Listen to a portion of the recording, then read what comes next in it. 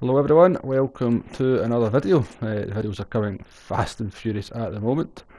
But we are back looking at the FIA season, another strategy guide for the manufacturers race tomorrow, which is Group 4 cars round Monza with no chicane, which is a nice wee change. We've got 15 laps. We have the choice of racing medium and racing soft tyres, and the requirement is that we must run both of them at some point during the race. So we are going to be looking at some hybrid tyre splits, as it's not yet been patched out of the rules. So the first strategy we'll take a look at here is doing the one-stop hybrid on the first stint and pitting for some fresh softs at some point during the race. So we've got the soft tyres on the front and the mediums on the rear. Apologies for being in the Group 4 Citroen again, but this is the only chance I get to practice for the race before the real thing. So I had to do it in what is actually my car. But the information and the strategy we're going to discuss here should be relevant for every car anyway. So we'll just quickly talk about fuel. A little bit of fuel saving required in the Citroen, but the Citroen is good on fuel, so I think a little bit more fuel saving will be required for some of the other cars in the group. So the one thing to take away from the hybrid tyre split in this one is the car is pretty unstable under braking. Lots of heavy braking zones at Monza, and the rear does like to step out under braking when you've got the tyres in this configuration. Particularly noticeable into the first chicane there, and it can create a few problems. But the tyres do hold up as long as you've got your brake balance set to have the tyres degrade evenly. As the laps roll on, you should find the stability coming back. So in the lap 7 here, we are heading into the pit lane. Getting rid of our hybrid tyres, and we're going to put on a new set of soft tyres. With the fuel being considerably lower, hopefully we should be able to get 8 laps out of the soft tyres. Now one thing to note here is that we're doing our practice in a lobby because the tyre wear is set to times 11. Something I haven't actually mentioned yet. Yeah, tyre wear set at times 11, fuel at times 3. But when we're in a So we're actually doing the practice within a lobby, and sometimes the pit stop times can be a little bit different whilst in a practice session compared to a race, and that happens to be the case here. So an actual pit stop in race is about 1 second longer than what is shown on the screen here. So the in lap would actually be a 155.5, and the out lap there should just be the same. That's a 148.7. But it all comes down to the pit loss coming in between about 9 and 10 seconds when it's all said and done. So moving to the end of the last lap here on this run, you can see the lap times. We went from doing low 147s on the hybrid tyres, and our first flying lap on just the soft tyres though at 146.1. A few tardy laps after that. Soft tyres do degrade quite quickly, so I would recommend trying to look after your tyres initially once you make your pit stop. I think I've taken the best of them, the best of the life out of them on the out lap and my first flying lap, and so the lap times will start to suffer just a little bit towards the end of the race. But through the parabolica we come for the last time, lap 15. You can see we've judged the fuel just right, so it's definitely a little bit of fuel management required for this one. We come across the line there for 147.1 for our last lap, and when we sort of do our adjustments for the calculations on the pit stop etc, the finish time for that strategy was a 27.05.7. So next up we're going to try the non-stop.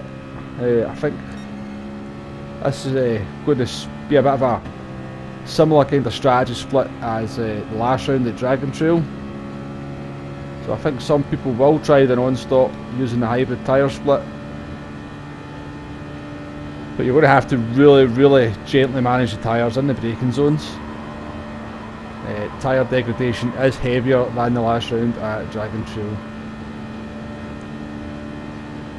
So we are into lap 9 now on this non-stop run, and this is about the first lap where you really start to feel the tyres starting to give up and the lap time starting to increase. And it's only going to be downhill from there, I'm afraid, on the non-stop. Come the end of the race, as you'll see, I think we're just about to skip forward to lap 15. We don't have very many tyres left, and we have been making a bit of a conscious effort on this run to save the tyres. So here we go, we're just going to jump forward to the start of lap 15 and look at the amount of red on the tyre wear indicators there. We really are starting to suffer. The lap times have we're into the mid 148s now, whereas one stopper would probably still be doing 46s at this point, so a lap time difference of about 1.5 to 2 seconds, and with the pit loss only being about 10 seconds, I don't think this is the best strategy. I certainly think it will be beyond a lot of cars.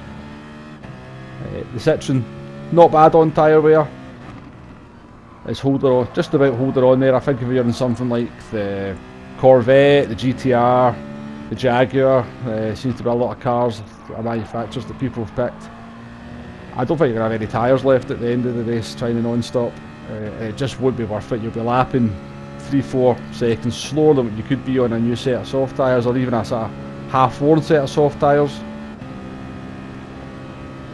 I think the non-stop is going to be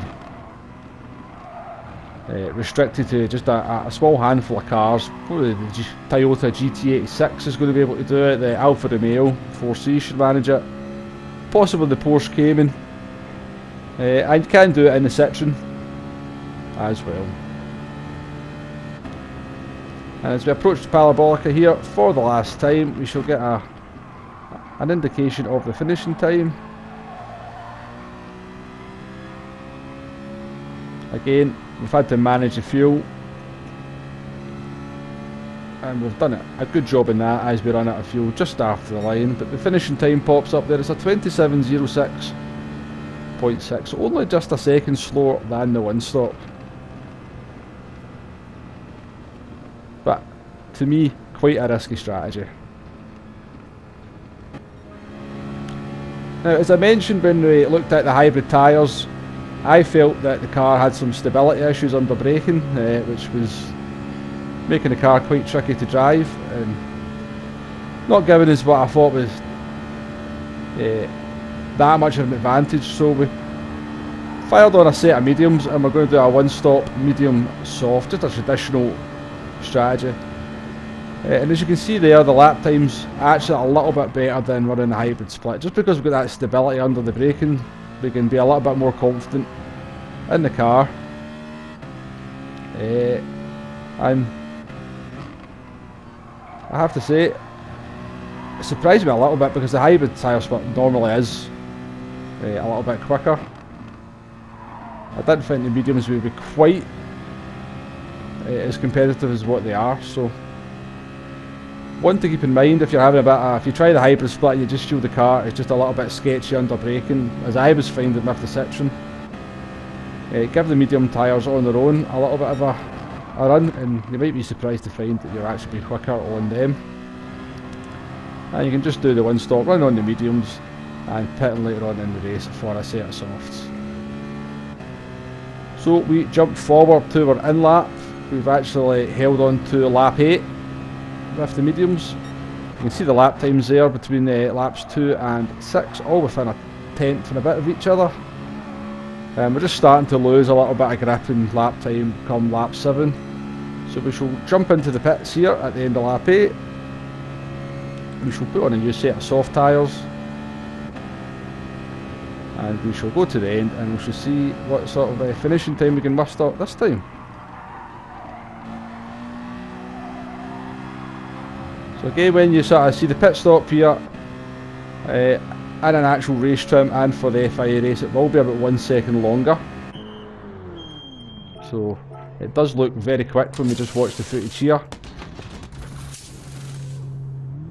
You can see the stop duration here was 4.5 and the pit time will stop at about 11.5, it was 11.4. In the race that's a 5.7 for pit stop duration, and the pit time comes in at 12.5. So we have the soft tyres on here. Obviously you could run this strategy the other way around, start on the soft tyre and then change to the mediums. The medium, the delta between the two tyres is about 0.8 to a second.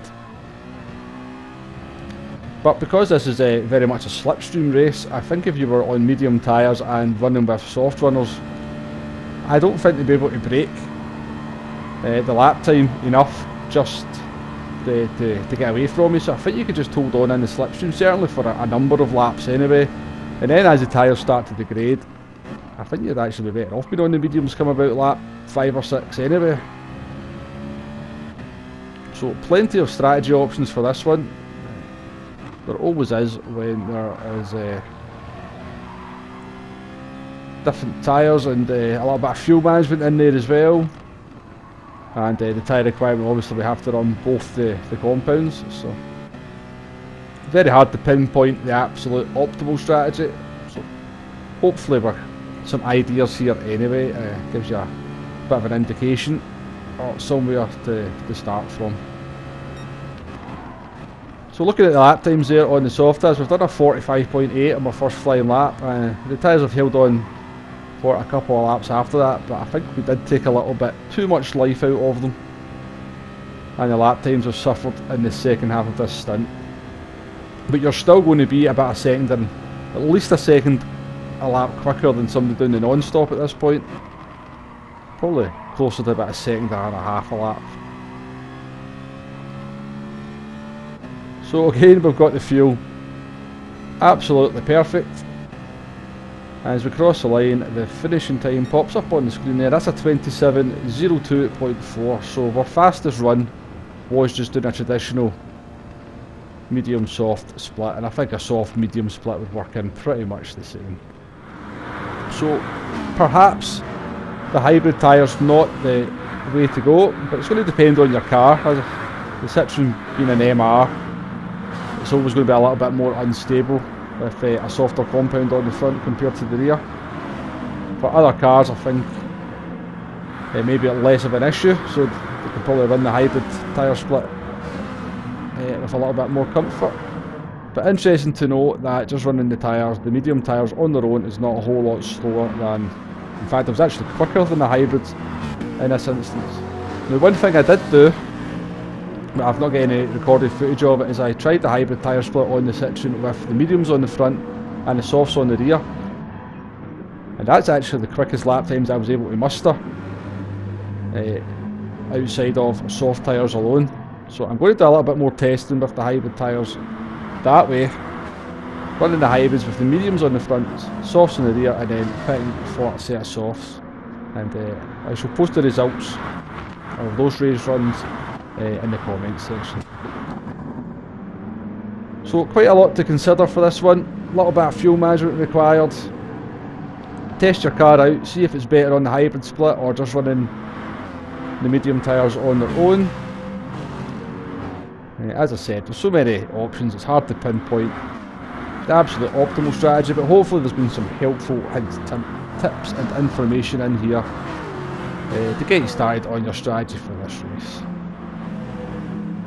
So we come to the end of the video. All I've got left to say is thank you very much for watching.